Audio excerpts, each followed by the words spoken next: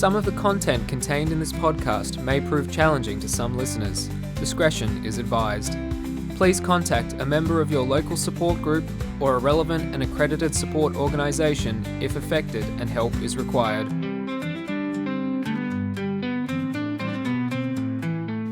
Hi, and welcome to My Serivce, My Story, a collaborative podcast between the Warragul and Drouin Gazette and the Warragul RSL. I'm Gazette journalist Nick Duck, and joining me here today is guest Mike Latimer. Mike, welcome to the show. Hi Nick, thank you for having me. Yeah, no worries at all, mate. So we will get stuck straight into your story. Mike, please, if you will, just start with some of your early childhood, where you grew up, that basic sort of information. Born in Brunswick, shifted to West Brunswick when I was about 5, went to St Fidela's Catholic School in Moreland. I did grades 2 and 3 in 1 year and 7 and 8 in 1 year as well. So, because you're extra smart? No, because I was just lucky. Yeah. From there I went to St Joe's Tech, South Melbourne, junior tech. It had forms 2, 3 and 4. So I come out of there with a pass in year 10, which was form 4 at Diploma Entrance Standard. Went to Swinburne Uni, or Swinburne TAFE at that time. Did first year engineering, hated it, passed 3 subjects out of the lot. Then I ended up as an apprentice motor mechanic for a guy in Malvern. He had the workshop set up in his backyard, and it was there that I learned to do everything from repetition, and then to the stage where he'd go away on holidays and I'd run the place for him. Got conscripted partway through the apprenticeship. So how old were you at the time of your conscription? 18. 18? Yeah. So when you got that news, what was going through your head when you realised that you'd been conscripted? Well, it really wasn't an issue because my dad was a 20-year man. He'd served in New Guinea in the Second War, and there was always a uniform at our place at that stage. Had you ever given thought beforehand to joining up with the army voluntarily, or is it something that was part of your family life but maybe not something you'd considered for yourself? It was part of the family life because Dad, he was a recruiting officer at Queen's Gate for most of my life, and I knew what he was like on Anzac Day. He really enjoyed the company of his mates from ex-service guys. So when you did get conscripted, what did your dad make of it all? He said, you'll be good. He was happy. I don't think I would have enlisted if I hadn't been called up. The disappointing part about the whole lot was that I'd played basketball in 2 different teams. I'd played football for the local YCW. I was in the tennis club, and of all the blokes that I mixed sports with, I was the only one that got called up. Yeah, wow. And that was disappointing, but it was what it was. You couldn't do anything about it. Yeah, so once you were conscripted, what did life look like from then on? What was the next step? I had to finish my apprenticeship, so I turned 21 in the last year of my apprenticeship. The day that I finished my training was the day that I marched in. At that stage there was an army depot in Batman Avenue where the Storm now is their training field. There was a depot, and that's where we all had to front up for our medicals and where they lined you up like conveyor belts and jab needles in both arms as you went through. How was that? Were you nervous at all about that? Well, I wasn't in favour of needles at that stage, but I don't think anyone's ever in favour of needles. No, not the mass-produced ones anyway. Yeah, so. What about your mother? Obviously married to someone who's been in service for a long time. Was she worried at all? No. It was. I think to her the army was just part of life. Yeah. Okay. So once you've passed all your medicals and you're in, what next? When we went to the depot in Richmond, they'd already accepted that you were going to be in. Right? It was only if you failed because you had flat feet or something like that. There was, and that didn't come out until you started your basic training. And then they dragged you out and said, no, you can't stay because you got whatever. But the interesting part about it was that year that we went in, Bob Ketty, who played football for Hawthorn, every Wednesday he got off to come down to Melbourne to train. Right? He didn't have to stay in camp at the weekends, and eventually he got discharged on having flat feet. So, Good enough to play footy, Oh, not yeah, good enough yeah. for the army. Couldn't run fast enough with the backpack, I suppose. You a bit of a Hawks man, or No. who's your team? Was Collingwood. Now I too many hassles with Collingwood Carlton in our family. So I said, no, stick it up, you clacker. So, And I followed Storm. No, fair enough. All right. AFL free agent will call you. Yes, definitely. So basic training, tell me a bit about what that looked like. It was jump. And when they said jump, you didn't say yes, you just said how high. So where was it, first of all? Puckapunyal. Puckapunyal. Yeah, so intake that I was in, which was the 11th intake, that was January 1968, and it was Puckapunyal was the recruit training battalion. Puckapunyal is the arsehole of the world and stinking hot. So January, I come out brown as berry, except for the white mark around my chin with the chin strap from the slouch hat. But you did what you did. I was reasonably fit. I wouldn't say I was 100%, but when I come out of there, I was there. Could fight the world. Playing basketball and footy, you Yeah. must have had some decent fitness to you. It was, yeah. Was there a bit of an adjustment period to some of the things they were asking you to do, or was it pretty natural for you? For me, it was no great stress. You know, you had to make your bed to a certain degree, you had to fold your clothes to a certain degree, and you had to look after your rifle. You know, it wasn't a gun, it was a rifle. So if you called it a gun, that was push-ups. So Had you ever handled a rifle before in your life? before that, Yeah. an air rifle. An air rifle, Yeah. Yeah, but So not a lot of weapons experience then? no, none. I've heard that's how they like them though, that they prefer you not to have the experience so they can drill the right things into you. Yes, train you how they want you to be trained. Yeah. Yeah, I think a previous guest had sort of talked about that. Yeah. Did you find it natural when you were holding one and you were shooting? Yeah, well, they showed you how you had to be. You know, if you're going to lay prone, you had to put your body on an angle and that sort of thing. So, but that was an interesting aside on that. We were on one of the short ranges, so I think it was about 50 metres or something, and I was on the right-hand end. I'd say my body sloped across back, my feet went across to the left. The guy next to me was a left-handed and his feet were coming across to the right. So after a few rounds, they changed us around because he couldn't shoot properly. So, yeah, so they put him on the end, they put me second, right? And when we fired, I fired on the end target. So, so he got a massive score and I got zilch. So I didn't want to be infantry anyways. Jeez, I hope he paid you back afterwards. Hope he... No. He didn't realise what, he just thought, geez, he did well. Ah, jeez, left-handers, all the same, aren't they? Yes, yeah. So what was it that drew you away from being an infantryman, I suppose? Because a lot of people ended up in infantry, but clearly that's not where you were aiming to head. Well, you really didn't have a choice, right? As such. You couldn't say, yeah, well, I want to be in infantry. I was trained as a mechanic. I was qualified as a mechanic, and they didn't want guys shooting guns who could fix things. So it wasn't a surprise when at the end of basic, they said, right, well, you're going to Bandiana, which was the Ramey Training Centre. Wasn't a surprise. Was it a relief at all to you? No, it was. I think I just expected it. Do you ever think about what your reaction might have been had they told you were going to go into the infantry? Supposedly, the powers that knew better. So you just did what you were told. So once they told you were going to be a mechanic, what happened then?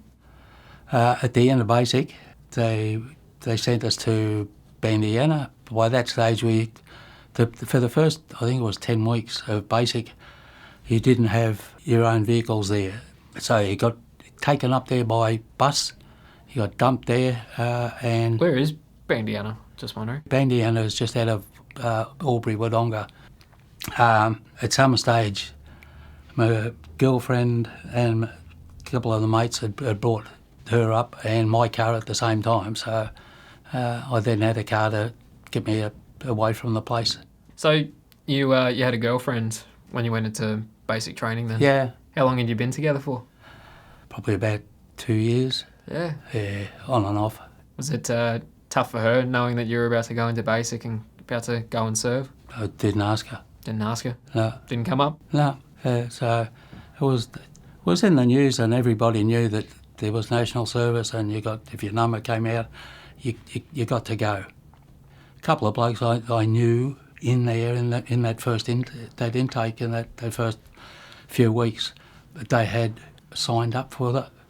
They weren't national service. They weren't conscripted. They were there voluntarily. Yeah. Yeah. And one of them, he ended up getting transferred to Canberra because he was a public servant, so he never finished his basic training. One of the other guys got transferred to the Army Air Corps. He was a helicopter pilot before he went in. Yeah, right. Right, so he started his basic training and then got transferred back to the choppers. So when you were at, was it Bandiana? Yeah. Was it? Yeah. Your mechanic training, I'm assuming. Yeah. What did that look like? With the core training, there was A vehicles and B vehicles and C vehicles. A vehicles were armoured. Mm-hmm. B vehicles were your ordinary Land Rovers, international trucks and that sort of thing. Cs were construction vehicles, like graders and backhoes and dozers and that sort of stuff. Mm. They took us in as a general group and introduced us to the Centurion tank, which I'd never seen before, and we did very little work on it during core training, because everything you had to do on the tank involved heavy lifting. Right, so you couldn't take your gearbox out and put it back in because you needed a crane to do that, and we weren't trained for crane operators or anything like that. Got posted from there to 1st Armoured Regiment Light Aid Detachment, so the light LAD. Right, so we did all the minor repairs like plugs, fan belts, radiator hoses, fuel. Was this still fuel filters and that sort of... For tanks, or no, this was for regular vehicles? Or? This was on the A vehicles, on the tanks, the armoured vehicles. Yep. Yeah. Yeah, okay, so you hadn't seen a tank or anything Not like before that before? No. Did you find it intimidating the first time you were put in front of one? It was. It's big, isn't it? Yeah, so the core training only lasted about 10 weeks or 12 weeks. Mm. We had... I remember part of it was we had an English major, a Major Bagnall Oakley, and NATO recruits tend to be a bit sloppy and they're marching in their vest and that sort of thing. And this major on assembly every morning, this is at the Bandiana, we'd all be lined up and Major Bagnall Oakley would come down and say, "My word, you do stand up straight," you know. And I thought, but otherwise it was just filling time. Yeah. Right, so how long was your training, your engineer training? I've got a feeling that was 10 or 12 weeks, and that was Monday to Friday. Mm. Saturdays or Friday nights, there was this mad rush to the car park, cars screamed out of there, because you were weren't allowed to travel in your work gear, right, which was different from your uniform. So there'd be blokes that had their civvies on underneath their work gear, and they'd be racing to the car park, ripping gear off as they got there, throw it in the back, and cars it out. You know. It's like that the image of Superman running through the street and ripping his clothes off. Yeah, and Friday nights was almost a drag race to Melbourne. Mm.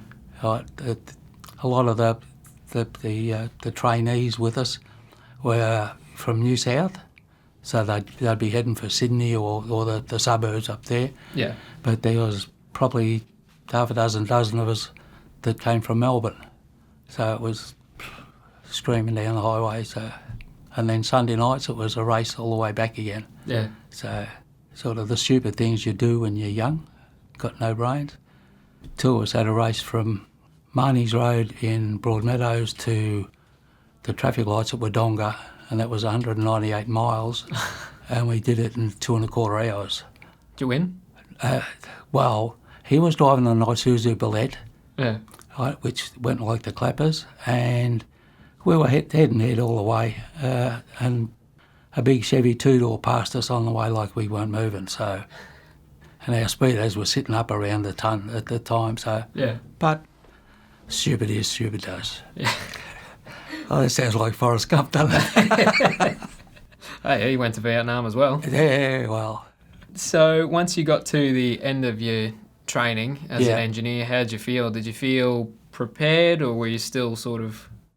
In some respects, it felt like it was a joke because they were giving you stuff to do or stuff to learn by theory only. And it was only when you put your hands on for mechanics, right? If you can't put your hands on it, you're not doing it. So Almost like you're, like you were saying about university, you know, how you only really found what you love doing once you got your hands on it and through that repetition. yeah, Yeah, so it's almost like you left uni only to end up getting kicked back to uni anyway. Yeah, well, the repetition was when I started my apprenticeship.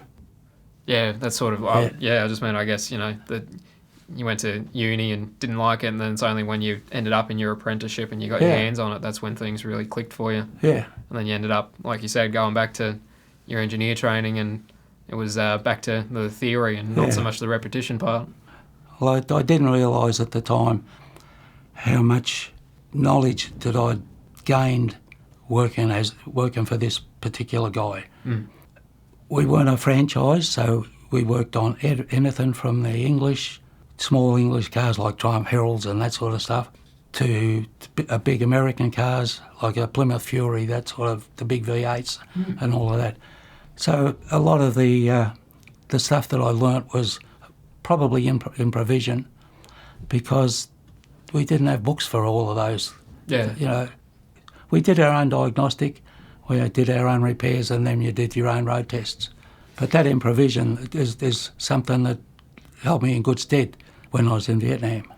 Probably had you a bit ahead of maybe some of the other blokes you were training with. When I got transferred from Bandiana back to Puckapunyal, so it was the start of winter by then, I got to the 1st Armoured Regiment Light Aid Detachment. So it was just part of the Armoured Regiment hangars. We had our own hangar where we did our own repairs. Some of the guys were B vehicle mechanics, and we all chipped in and did what needed to be done at the time.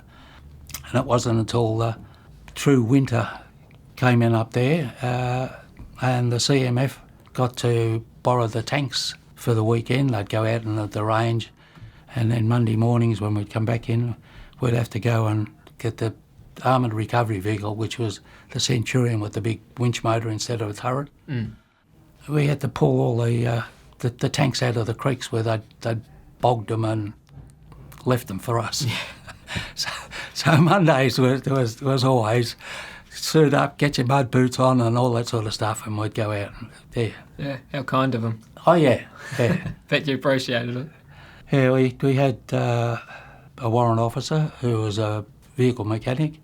He tried to show me how to fit an impeller onto a Land Rover water pump. Right. Which was almost identical to the early Holden water pumps.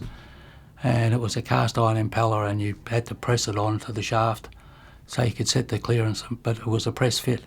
So he's picked up the impeller in one hand and the water pump in the other hand, sort of half fitted it together, and then smack on the bench to show me how to fit it, and the impeller broke in two. And he said, well, that shouldn't have happened. He said, you better go and get another impeller. And then he gave me the lot to fit.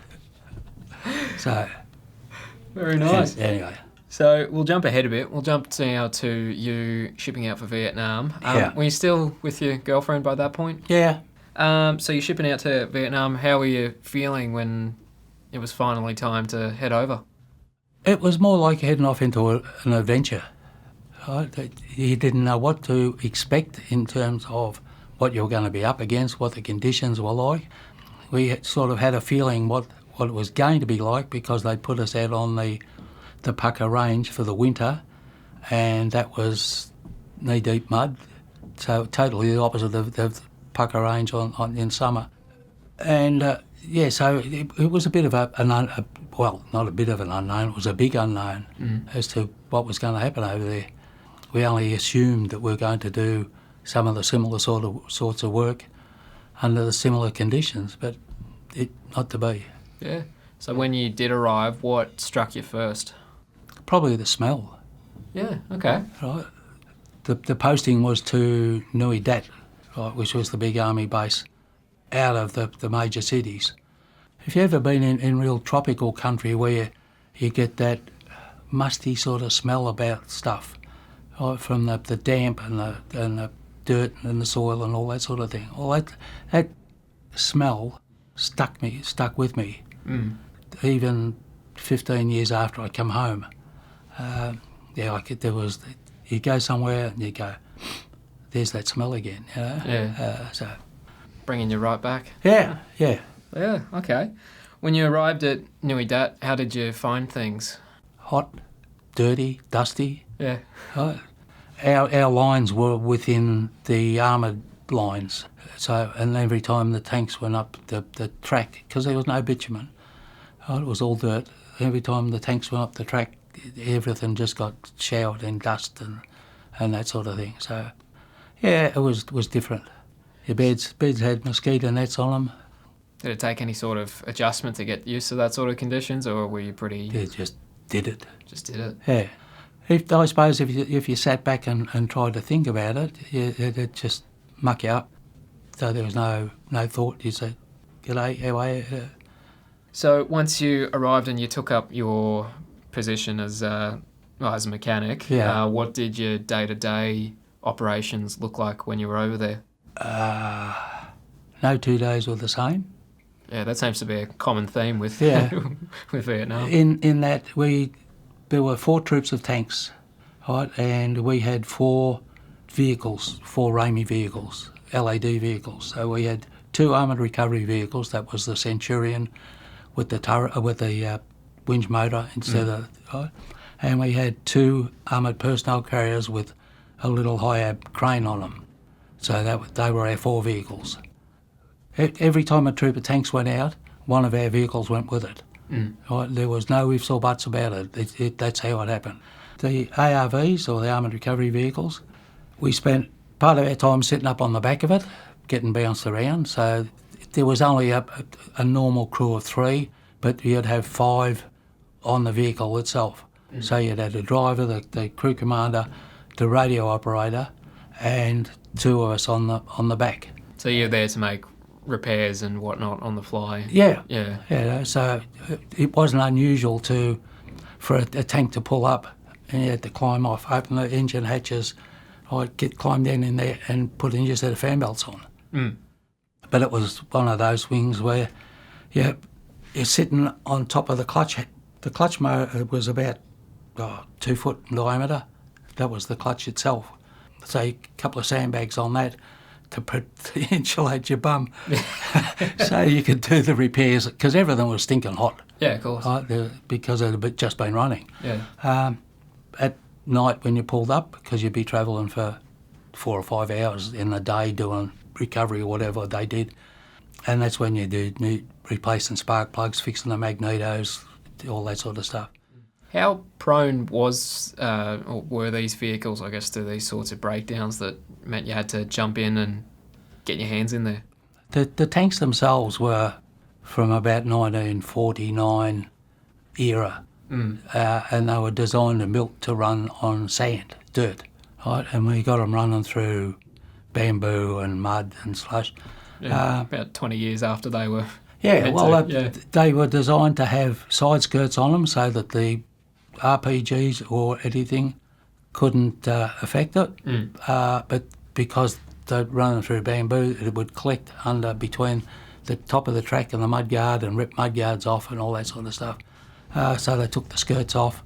Did you have many contacts with the enemy while you were over there?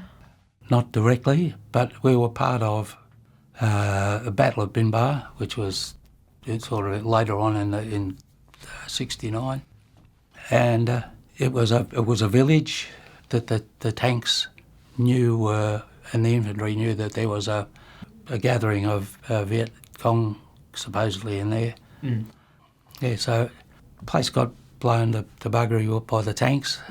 Apparently the VC took off through long grass, tall bamboo shoots, that sort of stuff, and the tanks started to chase them. And at one stage they lost them. They got a little Bell helicopter to come in and almost landed on the back of one of the tanks. The crew commander got into that and they took off, and they went searching for the VC. Mm. So while we were waiting, we just happened to be in a maize field, so we collected a lot of maize. Yeah, okay.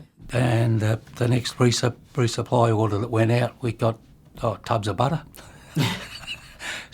so we had a feed on hot maize and lots of butter. So, what was it like in those sorts of situations where I guess you knew the enemy might be near? Like, what was running through your head at those moments?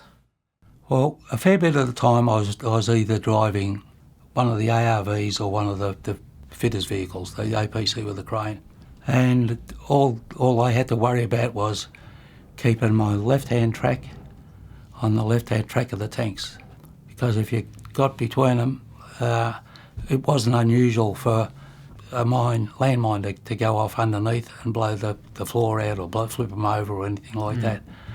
But you didn't worry about it.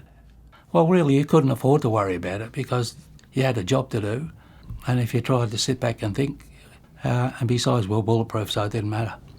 I mean, I just think about it from my perspective. I'm, a bit older than you were when you went over there, and I just think, geez, I don't know if I'd handle it. It's just a kind of a crazy situation to find yourself in at such a young age. When you think about things, I guess from today's perspective, it's just something that I can't even fathom. Yeah.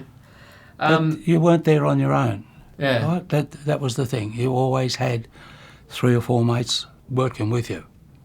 If you were a forward scout for the infantry, right, and you're out there on your own, then you've got every right to be worried. Yeah. I met a couple of blokes, well, one in particular, he was a forward scout, and on one contact, they just opened fire, and it was the other half of their troop. Yeah, wow. No, they were shooting at each other. So Yeah. he ended up losing a leg out of that one, but he was never the same after that. Well, you mentioned that you had mates there with you. Obviously, when you hear stories about Aussie soldiers overseas, you hear those sorts of tales of mateship and camaraderie. Did you feel that among, the blokes that you were working with personally? Yeah, a couple of them I still have really close contact with, and it's, you need anything, you can ring and say I need help, or one of them's in hospital at the moment, so you go and see him, check it out, keep on phoning him, make sure he's on the up. But a lot of our guys have succumbed since they've come home, cancer being the biggest one. Got a mate in Adelaide, and he's on borrowed time. But he couldn't give up the smokes. It's like shooting yourself in the foot. You mentioned some, stories of some stuff you used to get up to back at the training, and I know I've heard a few stories of some blokes maybe in some downtime on Vietnam getting up to a bit of mischief. Did you ever get up to anything a bit, maybe something you weren't supposed to? Sundays at Nui Dat, the armoured regiment, had a couple of trucks, and there'd be 2 or 3 truckloads, open trucks, going down to Vang Tau. And you went to massage parlours, and you didn't touch them. You went there for the sauna bath. They had steam baths, which was great. You get some of that smell out of your skin. Yeah. The girls, some are beautiful, but not that beautiful. There was a recreation club at Vang Tau, a big, massive swimming pool that the Army engineers had built. Well, they built it? They built the swimming pool. Wow. One of our local guys, Brian Start, was part of the crew that built the swimming pool. There you go. At the Badco Club. For a bit of recreation for the... Yeah, for the and it was soldiers, right on the beach as well. So, good. But apart from that, no, you go and have a few beers and have something to eat, and occasionally you'd get an overnight stay there. So you'd go into town and you get drunk, and you get back come back in one of those little Lambrettas, which was like the front half was a motor scooter, the back half was just a box with a frame on it. So we come back and we're necking Johnny Walker whiskey straight out the bottles, and all standing up and bouncing him so his front wheels would come off the... Well, you mentioned when you were going over there that it all seemed like a big adventure. Yeah. I mean, obviously being a war, it didn't turn out to be like that, but when you tell tales like that, it does sound like at times it might have been a bit of an adventure for you overseas. Yeah. Had you ever been overseas before, actually? I forgot to ask that. Yeah, no. That was your first time overseas? Yeah. Oh, I went to Tasmania once. Yeah. Hey, you have to cross an ocean to get there. Oh, it's as good as. When you're in those moments and you're having fun with your mates, were you still thinking about the fact that you were in the middle of what was a pretty sizable war at the time? I don't think I ever, well, maybe on one or two occasions, I ever considered that it was a war zone. You were there, you had a job to do, so you did it. You'd go out with one troop of tanks and you come back 4 or 5 weeks later, empty your vehicle, resupply that in the afternoon. The next morning you're on a different Ramey vehicle, heading out with a different troop of tanks, and you'd go out for another 5 or 6 weeks. At one stage I come back and I had an afro. An afro? Afro, yeah. I'd been out for 3 months, I think. Yeah. And I came back in on a chopper, walked from the chopper pad up through the armoured regiment to their LAD lines, and by the time I got there, the company clerk, Bill, he was standing there and he said, "Guess what, you're on a charge." And I said, "But I've just got back in." He said, "Yeah, your hair's too long." I said, "You're joking." Captain, he palmed it off and he said, "Don't worry about it." He said, "I know where you've been," and blah, blah, blah, blah. So I had a haircut and that was it. Nice to see that they were still a stickler for the rules. Yeah. Tell you what, a few blokes today would get done on that. The few of the man buns that go around today, they'd be, no chance. No hope. Yeah.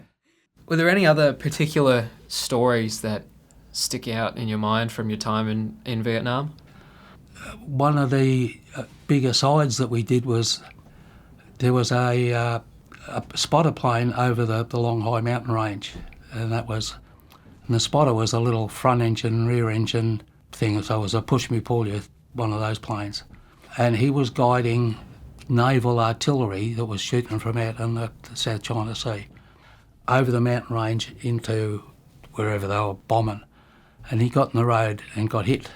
So he's come down, and they sent some infantry, a troop of tanks and one of our vehicles to bush bash all the way through to recover the body and any of the plane that was worth collecting. So they got the body of the pilot and one wing piece. That was about all of the wreckage that they could find. It was, I'm guessing it was lucky that they were lucky to find the body. Yeah. Another incident was we were coming down this dirt road and there was a pile of rubble in the middle of the road. We had 2 engineers with us, a mini team, and that was a senior and a junior engineer. The junior engineer had gone up to the pile of rubble. We stopped because it was in the middle of the road, and moved something, and there was a quite distinctive click, right? And the senior guy grabbed him and threw themselves backwards, and it was a mine. Yeah. And he tripped it. So coming back, same 2 guys, different pile of rubbish. They're gone up, and the young bloke has moved something. It's gone click, boom. So there was no pause, and that was instantaneous, and it blew him up. But it was a guy that he'd been travelling on our vehicle. We'd been eating with them and all of that for the last 4 or 5 days. And that was sort of brought home how close it can be. Yeah, I mean, seeing some of the stuff that you did at such a young age, I mean, it must have been pretty harrowing at times. He would have been a national serviceman, and he would have been about the same age as me, so about 20, 22. And it just went snuff like that. what I mean, just that and some of the other stories you've told. I mean, some of that stuff just sounds pretty difficult to go through. I can't imagine, seeing some of that stuff and seeing some of that stuff in such a small amount of time, Yeah. Like you said, that's just the reality of it at times. It is. So when we'll skip to the end of your service. How long did you spend over in Vietnam, first of all? A couple of days short of 12 months. Yep. Okay. Coming home, how did you feel? Sort of empty, because being with your mates basically 24 hours a day, and then you come home and it was going to be, well, that's it. Half the guys lived in Queensland, New South Wales, Yeah. a couple of Victorians, a couple of South Australians, and you weren't anticipating catching up really soon. How did you adjust when you got home? Played basketball a bit, did another couple of years of mechanicking, got into teaching, trade teachers. Yeah. Ended up as a secondary teacher, so we started off with first year apprentices, and then the rest of the time was forms 3, 4 and 5 as mainly mechanics as a trade subject. Like the kids did woodwork and sheet metal and that sort of stuff. Well, we also did automotive studies.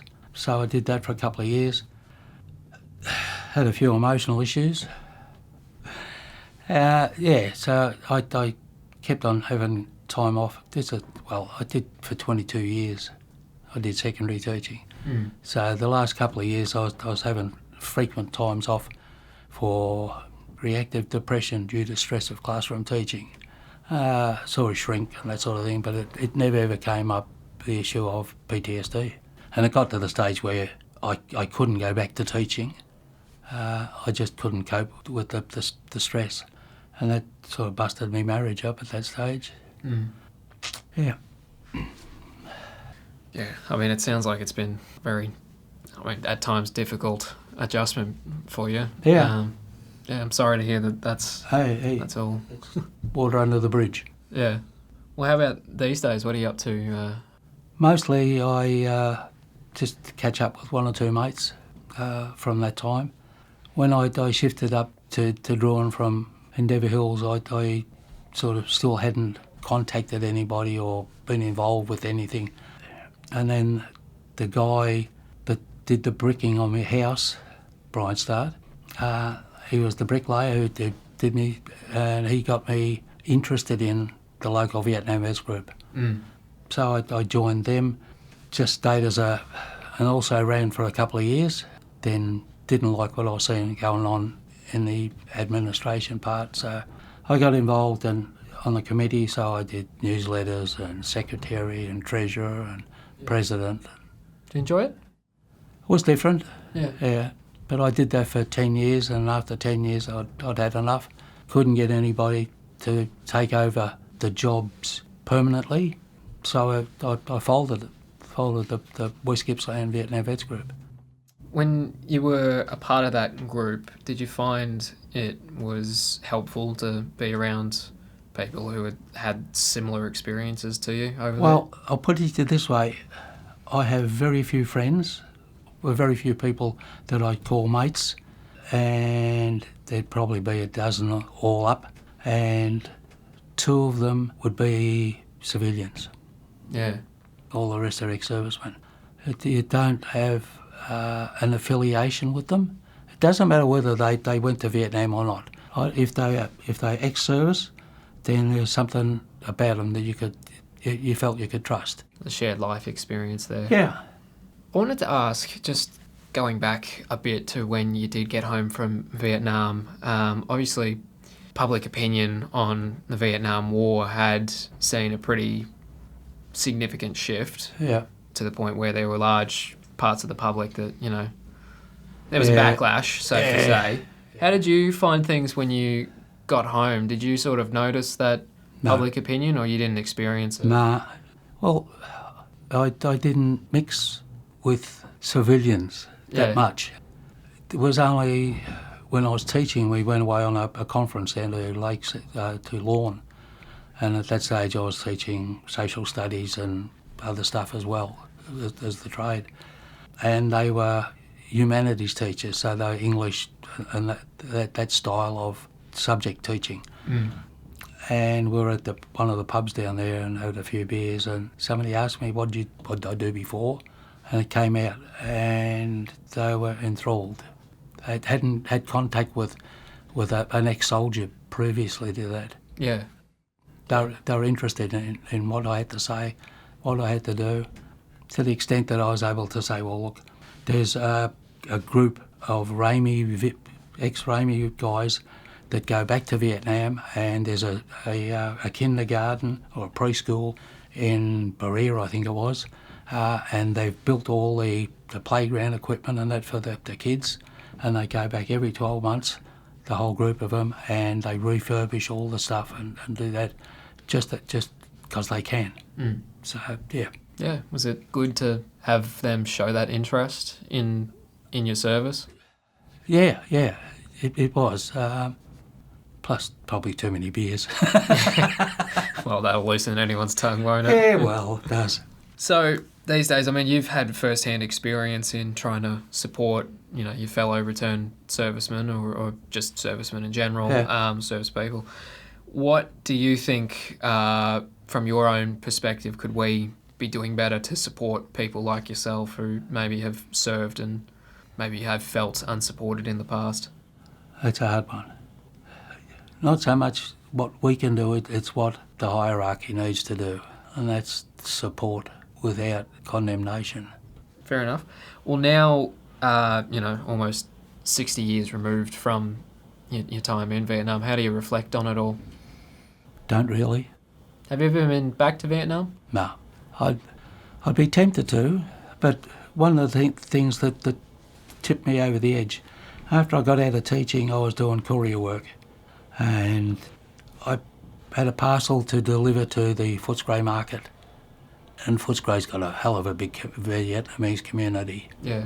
I pulled up my van, I got out the van and took one breath, and I got back in the van and backed out and called up the company and said, I can't deliver this, I can't cope, and they got somebody to pick up my parcel and deliver it for me. Yeah, like I was saying earlier about the smell, and that was what I smelt when I got out the market at Footscray Market. That smell. Yeah. Wasn't specifically the damp soil or the mouldy or anything like that. It was just that combination of smell that you get. Probably the Vietnamese cooking, I don't know. So safe to say that. We talked about the adventurous parts of it, but, at the same time you did serve in a war and, yeah, it was a dangerous place to be. And, yeah, I like I said, I hear about your story and the other stories that I've heard, and I can only imagine, I can't, it just doesn't feel real to someone like me. I'm only 26 and you were a few years younger than me over there, and it's just mind-boggling to me, the things that you saw and have come home and just sort of had to dealt with, and like you said, at times been hung out to dry. Yeah. One of the disappointing things was that before I went over, I said to my girlfriend, I'm going to save as much money as we can, because when we get back, we'll get married and we'll buy a house. Right? So she was a primary teacher, so when I come back, I got bugger all in the bank, because you don't save much out of what the army pays you over there. But I had some money. I'd gone without. Occasionally I'd have a couple of beers, but most of the time I wouldn't. Even though a beer was, I think, 15 cents. A can of soft drink was about 15 cents. A packet of fags was 20 cents. But yeah, when I come back, she's got a brand new car. Even though she got it was a Cortina, and she got it through her uncle who worked at Ford and all that sort of thing. But still, yeah, just disappointed. Was there any other part of your story that you wanted to share before we wrap it up? Yeah, some of the stuff that I learnt while on the armoured recovery vehicle. One of the crew commanders that I drove for and worked with over there was Sandy Tocock. Now, Sandy was a local guy here in Warragul, well respected throughout the army recovery units, and he was a gentle person for a sergeant. It was a pleasure to work with him or for him. He taught you on the fly. It'd be, we've got to pull this one out and we're going to put a winch over there, a block over there on that one, and winch from here and pull that one and all that sort of stuff. So that what he was saying was, this is how we're going to do it. And when you've got a tank that's buried in a rice paddy and you step straight off the ground onto the top of the mudguard, and the mudguard is about 5'6" off the ground normally, right? It's down a long way. And when you're going to pull 56 tonne out of there, it's going to be a thing. So, well, I think that just about covers it all. So thank you so much for coming in today, Mike, and sharing your story. Much appreciated. Hope you at least got something out of it. I've enjoyed it. No, well, thank you very much for joining us, and all the best. Thanks, mate.